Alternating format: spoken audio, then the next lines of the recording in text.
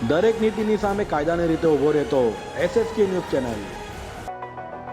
સુરતના ઉધનાયણ ખાતે આવેલ મહાકાળી માતાજીના મંદિરે મહારાજના મંત્ર ઉચ્ચારણો અને પૂજા અર્ચના સાથે શિવલિંગની સ્થાપના કરાઈ છે, જેને લઈ હવે મહાકાલેશ્વર મહાદેવના નામથી આ શિવલિંગની ઓળખ થશે।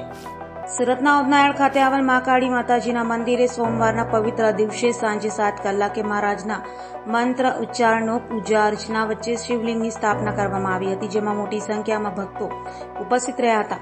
તો આ પવિત્ર મંદિરમાં સ્થાપિત કરાયેલ શિવલિંગને મહાકાલેશ્વર મહાદેવના નામથી ઓળખાશે।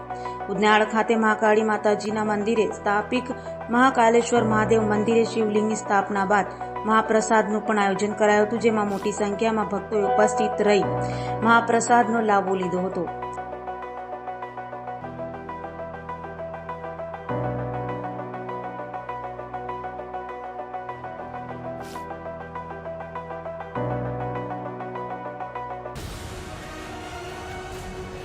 દરેક નીતિની સામે કાયદાની રીતે ઊભો રહેતો SSK ન્યૂઝ ચેનલ।